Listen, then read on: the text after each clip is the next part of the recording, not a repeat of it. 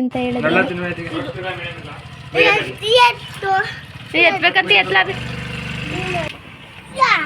ಅಯ್ಯೋ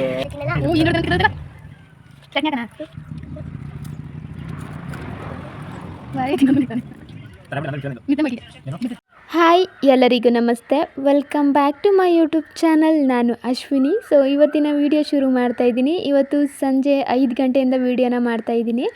ಏನಪ್ಪ ಇದು ಬೆಂಕಿ ಅಂತ ನೀವು ನೋಡ್ತಾ ಇರ್ಬೋದು. ಸೊ ಇದು ಬಂದು ನಮ್ಮ ಮನೆ ಎದುರುಗಡೆ ಒಂದು ಏನಪ್ಪ ಹುಣಸೆಹಣ್ಣು ಮರ ಇತ್ತು ಗೈಸ್. ಅದನ್ನು ಎದ್ದ ತಕ್ಷಣ ನೋಡಬಾರ್ದು ಅಂತೇಳಿ ಆ ಮರನ ತೆಗ್ಸಾಕ್ತು. ಸೊ ಅದಾದಮೇಲೆ ಅದು ಬೇರೆ ಹಂಗೆ ಉಳ್ಕೊಬಿಟ್ಟಿತ್ತು. ಅದು ಮತ್ತೆ ಚಿಗುರೋದಕ್ಕೇನೋ ನೋಡ್ತಾ ಇತ್ತು.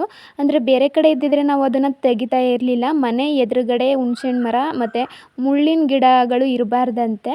ಸೊ ಇದು ಬಂದು ತುಂಬ ದೊಡ್ಡ ಮರನೇ. ಅದಕ್ಕೆ ಅದು ತುಂಬ ದಿನದಿಂದ ತೆಗಿಸ್ಬೇಕು ಅಂತೇಳಿ ತೆಗ್ಸೋಕೆ ಆಗ್ತಾನೆ ಇರಲಿಲ್ಲ. ಸೊ ಈಗ ಒಂದು 2-3 ತಿಂಗಳಿಂದ ತೆಗೆಸ್ತು. ಅದಾದಮೇಲೆ ನಾವು ಸುಮ್ಮನಾಗ್ಬಿಟ್ಟು ಅದೇನಾಯ್ತು, ಇವಾಗ ಸೋನೆಗೆ ಇಬ್ನಿ ಇದಕ್ಕೆ ಚಿಗುರೋದಕ್ಕೆ ಸ್ವಲ್ಪ ಸ್ಟಾರ್ಟ್ ಮಾಡ್ತಾಯಿತ್ತು. ಅದಕ್ಕೆ ಅದನ್ನು ಅಪ್ಪ ಬೆಂಕಿನ ಹಾಕ್ತಾಯಿದ್ರು. ಸೊ ಇದು ಬಂದು 3 ದಿನದಿಂದ ಬೆಂಕಿ ಹಾಕ್ತಾನೆ ಇದ್ದಾರೆ ಈ ರೀತಿ. ಏನಕ್ಕಂದರೆ ಅದು ಬುಡ ಸಮೇತ ಸತ್ತೋಗ್ಲಿ ಮತ್ತು ಚಿಗುರೋದು ಬೇಡ ಅಂತೇಳಿ. ಆ ಕಡೆ ಇದರಲ್ಲಿ ನೇತಾಕಿದ್ದಾನೇನೋ.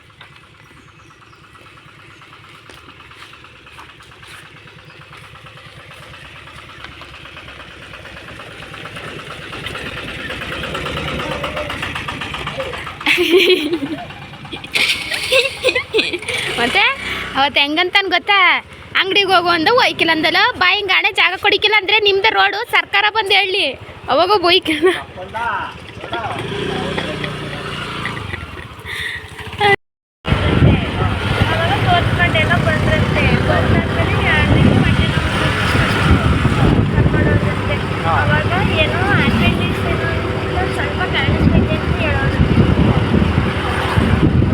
ನಾವಿವಾಗ ಎಲ್ಲಿಗೆ ಹೋಗ್ತಾ ಇದ್ದೀವಿ ಗೊತ್ತಾ ಗೈಸ್? ನಾನು, ಸ್ಫೂರ್ತಿ, ಅಣ್ಣ ಮತ್ತು ಪಾಪು ಫಿಶ್ ಕಬಾಬ್ ತಿನ್ನೋದಕ್ಕೆ ಅಂತೇಳಿ ಸಾಗರಕಟ್ಟೆಗೆ ಹೋಗ್ತಾ ಇದ್ದೀವಿ.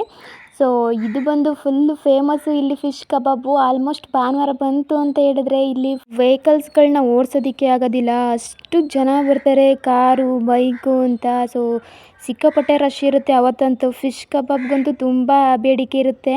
ಸೊ ಅಷ್ಟು ಫೇಮಸ್ಸು ನಮ್ಮ ಸಾಗರಕಟ್ಟೆ ಫಿಶ್ ಕಬಾಬು. ಅದ್ರ ಜೊತೆಗೆ ಇಲ್ಲಿ ನೀರು ಕೂಡ ಇದೆ, ಬ್ಯಾಕ್ ವಾಟರು. ಎಷ್ಟು ಚೆನ್ನಾಗಿದೆ ಅಂತ ಹೇಳಿದ್ರೆ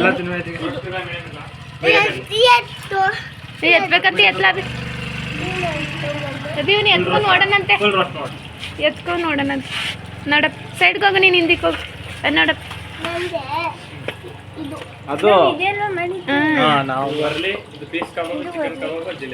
ಒಂದು ನೋಡ್ಲಾ, ಒಂದು ಇದು ಪ್ಲೇಟಾ, ಅದು ಗ್ರಾಮ್ ಲೆಕ್ಕ. ಇದೆಷ್ಟು? ನಾನು ಇದೇ ತಿಂತೀನಿ. ವಾ ಫಸ್ಟ್ ಹೇಳ್ಬೇಕು ತಾನೇ, ಅದಿಷ್ಟವಂತೆ ಅದು ತಿಂದೋಳಂತೆ.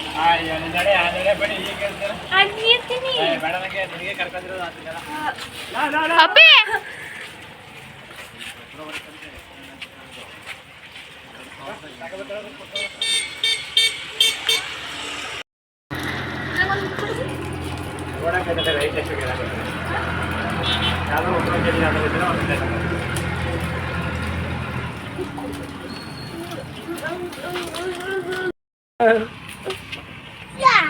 ಅಯ್ಯೋ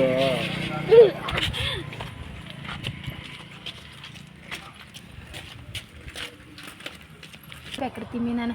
ಹಾಂ ತ ಈಗೆಲ್ಲ ಅಭಿ ಬಾಳ ಬೆಳೆಯುತ್ತೆ, ಬಾಳ ತಿಂದರೆ ಹಿಂದ್ಗಡೆ ನಾನು ಮತ್ತೆ ಈಜೋದಕ್ಕಿಲ್ಲ. ಈನ್ ದೊಡ್ಡದನಂತ ತಗ. ಚಟ್ನಿ ಹಾಕನ?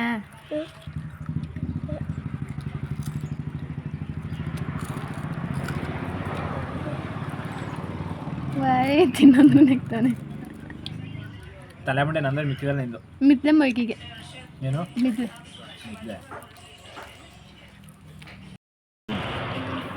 ಅಪ್ಪಿ ಮಾತಾಡಪ್ಪಿ ಮಾವನ ಜೊತೆ. ಫ್ರೆಂಡ್ಸ್ ಕೇಳು, ಇಲ್ಲೆಲ್ಲ ಹಾಂ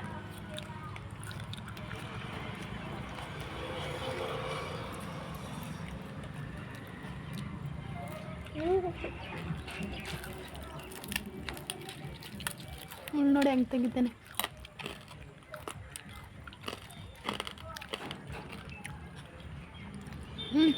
ತಾತ ಎಲ್ಗೋಗಿದೆ ಅಂದ್ರೆ ಏನು ಹೇಳಿ? ತಾತಂಗೆ ಏನಂತ ಹೇಳಿ? ಏನಂತೇಳಿ? ಏನಂತೇಳಿ? ಏನ ಯಾಕೆ ಬಾಲ ತಿಂದಿ? ನಂದೇ ಚಿಟ್ಟದ್ ಭಾಳ ಇಷ್ಟ. ತಿನ್ನು. ಕರೆ ಇಲ್ಲ ಕುರು ಕುರನು ತುರು ತುರು ತುರು ತುರು ಅಲ್ಲ ಕಲಾಬಿ. ಬಾ ಮತ್ತು ನೀನು ಇನ್ನೊಂದು ಹಾಕ್ಬಿಡಪ್ಪ ನೀರಿಗೆ. ತುರು ತುರು ಕುರು ಕುರು ತುರು ತುರು ತುರು ತುರು ಅಲ್ಲ ಕುರು ಕುರು ಕಲ. ಇದೇ ತೊಟ್ಬಿಡೋಣ. ಹ್ಞೂ ಅದೇ ಕೊಟ್ಬಿಡತ್ತೆ. ಹೆಂಗೆ ಅಲ್ಲಿ ಮಡುಬಿಡು ಕೆಳಗೆ ತಿನ್ಕತ್ತದ. ಹೆಂಗೆ ಏನು ಮಾಡ್ತಾನೆ? ಕೆಳಗೆ ಮಡು ಹೆಂಗೆ ಹಂಗೆ ಮಡ್ಬಿಡು ಬೈತಾರೆ ಕೊಡಿ ನಾನು ಮಡ್ತೀನಿ ಬಿಡು. ಹ್ಞೂ ಬಾಯಿಗ ಬಂದಿ ಇಲ್ಲ ಇದೆಯಾ? ಇರು. ಹೆಂಗಿತ್ತು ಕಬಾಬು? ಚೆನ್ನಾಗಿತ್ತು. ಕೈ ಕೊಡ್ತೀನಿ.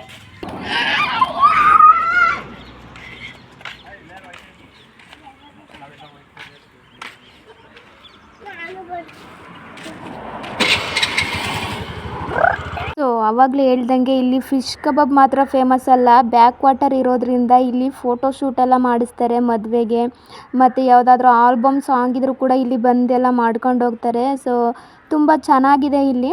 ಅದರಲ್ಲೂ ಫಿಶ್ ಕಬಾಬ್ ತಿನ್ನೋದಕ್ಕೆ ನಾವು ಅಷ್ಟೇ ಯಾವಾಗಲಾದ್ರು ಒಂದ್ಸಲ ಈ ರೀತಿ ನೆನಪಾದಾಗ ಹೊರ್ಟೋಗ್ಬಿಡ್ತೀವಿ. ಹೋಗಿ ಅಲ್ಲಿ ಫಿಶ್ ಕಬಾಬ್ ಎಲ್ಲ ತಿಂದು, ಸೊ ತಿಂದಾದ್ಮೇಲೆ ಇನ್ನು ಮೂಳೆ ಎಲ್ಲ ಅಪ್ಪಿ ಅಮ್ಮ ನಾಯಿ ಕೊಟ್ಬಿಡ್ತೀನಮ್ಮ ಅಂತ ಹೇಳ್ಬಿಟ್ಟು ಎಲ್ಲ ಕೊಟ್ಟ. ಮನೆಯಿಂದ ಹೋಗುವಾಗ ಅಪ್ಪನ ಕೇಳ್ಕೊಂಡು ಹೋದ. ಅಪ್ಪ ಎಲ್ಲಿಗೆ ಹೋಗ್ತಿದ್ದೀಯ ಅಂತ ಕೇಳಿದ್ರು. ಹಿಂಗೆ ಫಿಶ್ ಕಬಾಬ್ ತಿನ್ನೋದಕ್ಕೆ ಹೋಗ್ತಾ ಇದ್ದೀವಿ ಅಂತ ಹೇಳಿದೆ.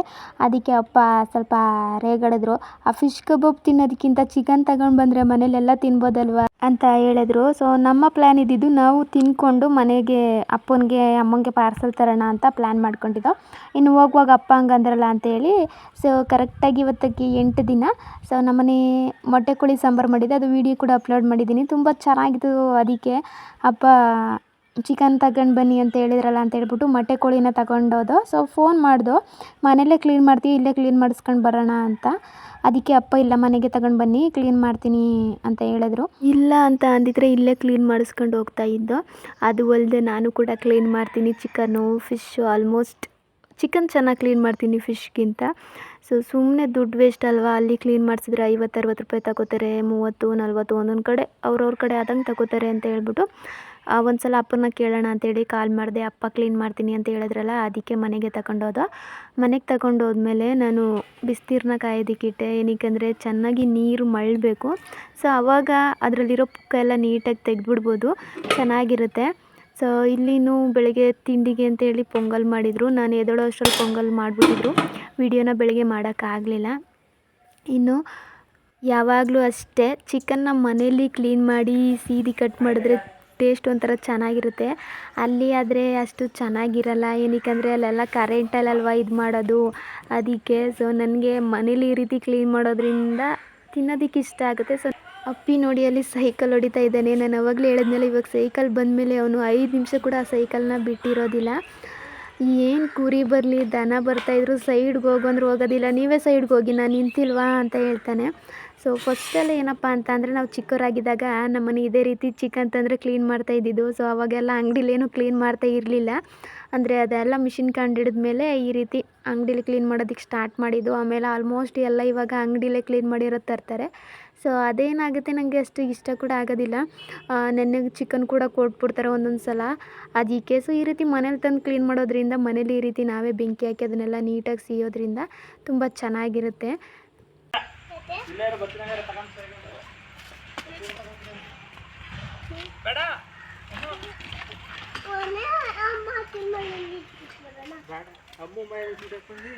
ಅದೇನೋ ನಿನಗೆ ಪಾರ್ಕಿಂಗ್ ಪ್ಲೇಸಾ ಅಮ್ಮು ಮನೆ? ಒಂದಿನ ಉಗಿದ್ರೆ ಆಯ್ತದೆ.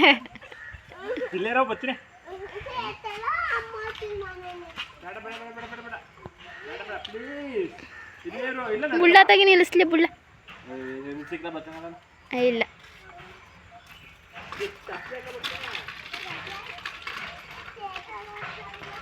ಕಲ್ತ್ಕೊಬ ಕ್ಲೀನ್ ಮಾಡೋದು. ಶಾಂತಪ್ಪ ಇಲ್ದಾಗ ಕ್ಲೀನ್ ಮಾಡಿ ಅವಳನ್ನ ಕಲ್ತ್ಕೊಂಡೆ.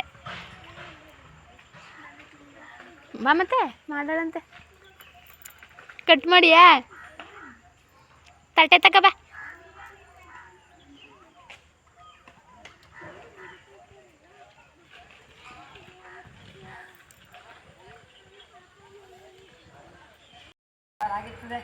ಯಾವತ್ತು 600 ರೂಪಾಯಿ ಕಟ್ಕೊಂಡಿದ್ದೀನಿ ನಾನು. ಇವತ್ತು 8 ದಿವಸ ಹತ್ತಿ ಕಟ್ಟಿನ ತಿಂತಂದ್ರೆ 160 70 ರೂಪಾಯಿ ಇದು ಸಾಕಲ್ವಾ ಚಾಪ್ಟರ್ ಮಾಡ್ಕೊತದ. ಈಗ 8 ದಿವಸ ನಾನು ಚಿಕನ್ ಕ್ಲೀನ್ ಮಾಡೋದು ಹೇಗೆ ಕಲ್ತೆ ಅಂತ ಹೇಳಿದ್ರೆ ನಮ್ಮ ಅಪ್ಪನಿಂದನೇ ನಾನು ಕಲ್ತಿದ್ದು. ಹೆಂಗೆ ಅಂದರೆ ನಮ್ಮ ಮನೆ ಯಾವಾಗಲೂ ನಮ್ಮ ಅಪ್ಪನೇ ಕ್ಲೀನ್ ಮಾಡೋದು. ನಮ್ಮ ಅಪ್ಪ ಇಲ್ಲ ಅಂತ ಹೇಳಿದ್ರೆ ನಮ್ಮ ಮನೆ ಅಲ್ಲೇ ಕಟ್ ಮಾಡಿಸ್ಕೊಂಡು ಬಂದುಬಿಡ್ತಾರೆ. ಸೊ ಅಣ್ಣ ಅಂತೂ ಕ್ಲೀನ್ ಮಾಡಲ್ಲ. ಅವ್ನು ಕ್ಲೀನ್ ಮಾಡಿರೋದು ನಾನು ಇದುವರೆಗೂ ನೋಡೇ ಇಲ್ಲ. ಅವ್ನಿಗೆ ಕ್ಲೀನೇ ಮಾಡೋದಕ್ಕೆ ಬರೋದಿಲ್ಲ ಅಂತ ಅನಿಸುತ್ತೆ. ಸೊ ಅಪ್ಪ ಕ್ಲೀನ್ ಮಾಡುವಾಗ ಯಾವಾಗಲೂ ಹಿಂಗೆ ಜೊತೇಲಿ ಹೋಗ್ಬಿಡ್ತೀವಲ್ಲ, ಸೊ ಆವಾಗ ಜೊತೇಲಿ ನಾವು ಸ್ವಲ್ಪ ಹೆಲ್ಪ್ ಮಾಡ್ತೀವಲ್ಲ, ಹಂಗೆ ನಾನು ಕಲ್ತ್ಕೊಂಡೆ. ಅದಾದಮೇಲೆ ಈಗ ನೀಟಾಗಿ ಅದೇ ಯಾವಾಗಲೂ ಅಷ್ಟೇ ನೀರು ಚೆನ್ನಾಗಿ ಮಾಡಬೇಕು, ತುಂಬ ಜಾಸ್ತಿ ಅಲ್ಲ. ಸೊ ಅದನ್ನು ಈ ಚಿಕನ್ನ ನೀರೊಳಗಡೆ ಹಾಕಿ ನೀಟಾಗಿ ಅದ್ರ ಮೇಲ್ಗಡೆ ಇರೋ ಪುಕ್ಕೆಲ್ಲ ನೀಟಾಗಿ ತೆಗೆದ್ಬಿಡ್ಬೇಕು. ಇನ್ನು ಅದಾದಮೇಲೆ ನೀಟಾಗಿ ತೆಗೆದ್ಮೇಲೆ ಈ ರೀತಿ ಗರಿ ಏನಾದರೂ ಒಂದು ಸ್ವಲ್ಪ ಯಾವುದ್ರಲ್ಲಾದರೂ ಸರಿ ಬೆಂಕಿನ ಹಾಕ್ಬಿಟ್ಟು ಈ ರೀತಿ ನೀಟಾಗಿ ಸೀಬೇಕು.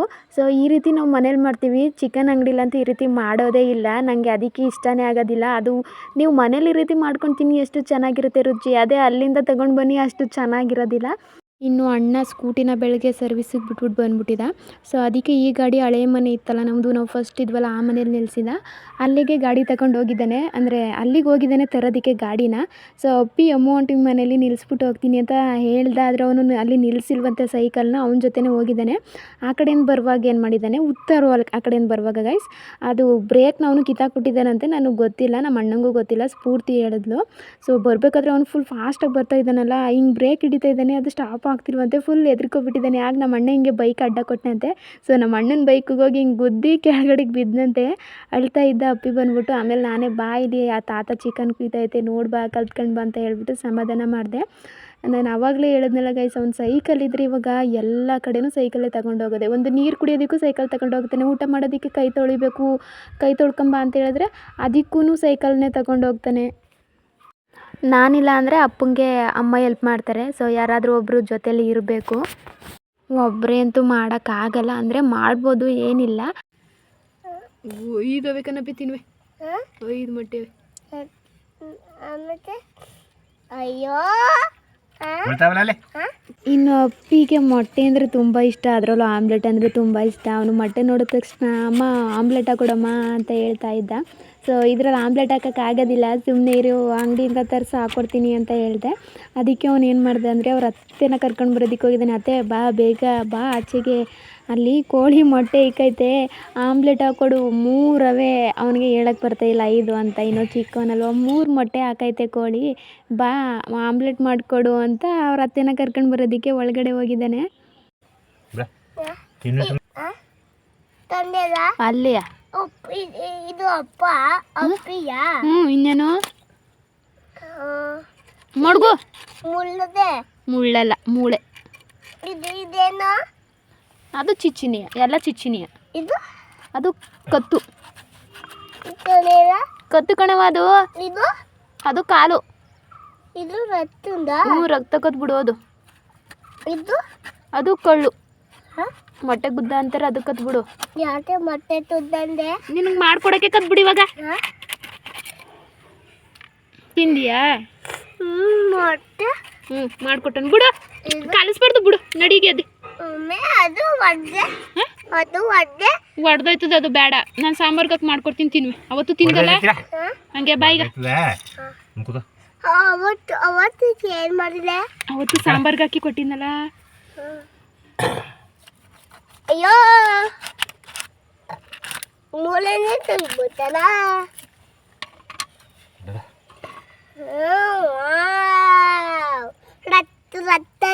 ರಕ್ತ ಚುರಿಬಿಟ್ಟು.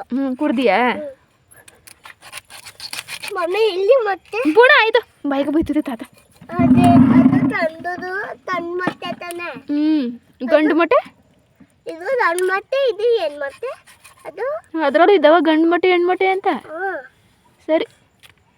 ಅಯ್ಯೋ ಏನಾಗ್ತದ? ಅಪ್ಪಿ ಇತ್ತಂದವೆ ಆ ಥರದ್ದು ಅದು ಇನ್ನು ಅಪ್ಪ ಚಿಕನೆಲ್ಲ ಕ್ಲೀನ್ ಮಾಡಿ ನೀಟಾಗೆಲ್ಲ ಕಟ್ ಮಾಡಿಕೊಟ್ರು. ಅದಾದಮೇಲೆ ಅಪ್ಪ ಇದು ಬಂದು ಮೊಟ್ಟೆ ಕೋಳಿ ಅಲ್ವಾ, ಪಲಾವ್ ಮಾಡೋದಕ್ಕಾಗೋದಿಲ್ಲ. ಅದಕ್ಕೆ ಅಪ್ಪ ಪಾರಂ ಕೋಳಿ ಅಂದರೆ ನಮ್ಮ ಕಡೆ ಪಿಸುಕ್ಲು ಕೋಳಿ ಅಂತ ಅಂತೀವಿ, ಅದನ್ನು ತಗೊಂಬರ್ತೀನಿ 1 kg. ಅದನ್ನು ಪಲಾವ್ ಮಾಡಿ ಇದನ್ನು ಚಾಪೀಸ್ ಮಾಡಿ ಅಂತ ಹೇಳಿದ್ರು. ಸೊ ಅಣ್ಣ ಫಸ್ಟೇ ಚಾಪೀಸ್ ಮಾಡು ಅಂತ ಹೇಳಿದ. ನಾನು ಬೈದಿದೆ, ಇದರಲ್ಲಿ ಅಂತ ಚಾಪೀಸ್ ಮಾಡೋಕ್ಕಾಯ್ತದೆ, ಸಾಂಬಾರು ಮಾಡೋದು ಕಣೆ, ಸುಮ್ಮನೆ ಇರು ಮಾಡೋಕ್ಕಾಗಲ್ಲ ಅಂತ ಸುಮ್ಮನೆ ಸುಳ್ಳು ಹೇಳ್ಬಿಟ್ಟಿದೆ. ಅವನು ಹೌದಾ ಇಲ್ಲ ಮಾಡ್ಬೋದು ಮಾಡು ಅಂತ ಹೇಳ್ದ. ನಾನಿಲ್ಲ ಕಣಂತೆ ಸುಮ್ಮನಿರು ಮಾಡೋಕ್ಕಾಗಲ್ಲ ಅಂತ ಹೇಳ್ದೆ. ಇನ್ನು ಅದಾದಮೇಲೆ ಅಪ್ಪ ಪಿಸುಕ್ಲು ಕೋಳಿ ತಗೊಂಬರ್ತೀನಿ, ಅದನ್ನು ಪಲಾವ್ ಮಾಡಿ ಇದನ್ನು ಚಾಪೀಸ್ ಮಾಡಿ ಅಂತ ಹೇಳಿದ್ರು. ಆಮೇಲೆ ಸರಿ ಅಂತ ಹೇಳ್ಬಿಟ್ಟು ಮಾಡಿದ್ಮೇಲೆ ಬೈತಾ ಇದ್ದ ಅವನು, ನಾನು ಹೇಳಿದ್ಕೆ ಮಾಡೋಕ್ಕಾಗಲ್ಲ ಅಂತ ಹೇಳ್ತಾ ಇದ್ದೆ ಅಂತ. ಸೊ ಇವಾಗ ನೀವು ನೋಡ್ತಾ ಇರ್ಬೋದು ನಾನು ಪಲಾವ್ ಮಾಡೋದಕ್ಕೆ ಏನೇನೆಲ್ಲ ಐಟಮ್ಸ್ನ ತೊಗೊಂಡಿದ್ದೀನಿ ಅಂತ. ಸೊ ವೀಡಿಯೋ ಮಾಡಬೇಕಾದ್ರೆ ನಾವು ಇದೇ ರೀತಿ ಮಾಡೋದು. ಫಸ್ಟ್ ಈ ರೀತಿ ಎಲ್ಲನೂ ಒಂದು ಪ್ಲೇಟ್ಗೆ ಹಾಕಿ ಇಟ್ಕೊಬಿಡ್ತೀವಿ. ಅದಾದಮೇಲೆ ಯಾವ ರೀತಿ ಮಾಡಬೇಕು ಅಂತ ತೋರಿಸ್ಕೊಡ್ತೀವಿ. ಸೊ ಇವಾಗ ನೀವು ನೋಡ್ತಾ ಇದ್ದೀರಲ್ಲ ಈ ಪ್ಲೇಟು, ಇದೇನಾಯಿತು ಅಂದರೆ ಇದಕ್ಕೆ ಮಸಾಲೆ ಎಲ್ಲ ಈ ರೀತಿ ಐಟಮ್ಸ್ನ ಹಾಕ್ಕೊಂಡಿದ್ವಲ್ಲ ಗೈಸ್, ಅದನ್ನು ಹಾಕ್ಕೊಂಡು ಇಟ್ಕೊಂಡಿದ್ದೋ. ಅದಾದಮೇಲೆ ಏನಾಯಿತು ಅಂದರೆ ಆ ಪ್ಲೇಟೇ ಕಾಣಿಸ್ಲಿಲ್ಲ. ಎಷ್ಟು ಹುಡುಕ್ತು ಅಂದರೆ ಮನೆಯೆಲ್ಲ ಹುಡುಕ್ತು, ಅದು ಎಲ್ಲಿ ಹೋಯ್ತು ಅನ್ನೋದೇ ಗೊತ್ತಿಲ್ಲ.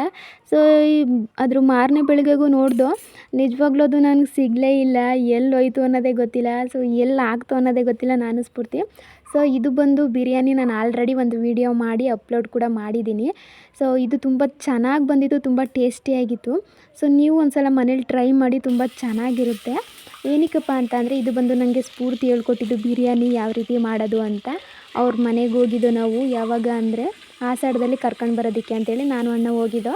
ಸೊ ಬಿರಿಯಾನಿ ಮತ್ತು ಚಾಪೀಸು ಖೀರೆಲ್ಲ ಮಾಡಿದರು. ಅದು ನಾನು ವೀಡಿಯೋ ಎಲ್ಲ ಮಾಡ್ಕೊಂಡಿದ್ದೆ. ಸೊ ಅವಾಗಿನ್ನು ಯೂಟ್ಯೂಬ್ ಚಾನಲ್ನ ಸ್ಟಾರ್ಟ್ ಮಾಡಿರಲಿಲ್ಲ.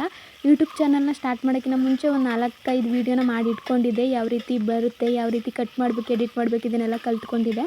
ಸೊ ಅದೇನಾಯ್ತಪ್ಪ ಅಂದರೆ ನಂದು ಸ್ಟೋರೇಜ್ ಹಳೆ ಮೊಬೈಲ್ ಅಲ್ವಾ ನಂದು. ಸೊ ಸ್ಟೋರೇಜು ಜಾಸ್ತಿ ಆಗಿ ಏನೋ ಡಿಲೀಟ್ ಮಾಡೋಕ್ಕೋಗಿ ಎಲ್ಲ ಡಿಲೀಟ್ ಆಗೋಯಿತು. ನಿಜವಾಗ್ಲೂ ಅದೇ ನಂದು ಫಸ್ಟ್ ಬ್ಲಾಗು ಎಷ್ಟು ಚೆನ್ನಾಗಿತ್ತು ಅಂತ ಹೇಳಿದ್ರೆ. ಸೊ ಅದರಲ್ಲಿ ಸ್ಫೂರ್ತಿ ಕೂಡ ಮಾತಾಡಿದ್ಲು, ಅಣ್ಣ ಕೂಡ ಮಾತಾಡಿದ್ದೆ. ಸೊ ತುಂಬ ಚೆನ್ನಾಗಿತ್ತು ಅದು. ಅದು ಅಲ್ಲದೆ ಸ್ಫೂರ್ತಿ ಮೊಬೈಲಲ್ಲಿ ಮಾಡಿದ್ದು ಅದು. ಅವ್ರ ಮನೆಗೆ ಹೋದ್ಮೇಲೆ ಇಲ್ಲಿ ಅಣ್ಣನ ಮೊಬೈಲಲ್ಲಿ ಮಾಡಿದ್ದೆ. ಸೊ ಕ್ಯಾಮ್ರಾ ತುಂಬ ಚೆನ್ನಾಗಿತ್ತು. ಅದು ಅಲ್ಲದೆ ಅವ್ರ ಊರಲ್ಲಿ ಕೆರೆ ಕೂಡ ಇತ್ತು, ಅಲ್ಲೆಲ್ಲ ಹೋಗಿದ್ದೋ.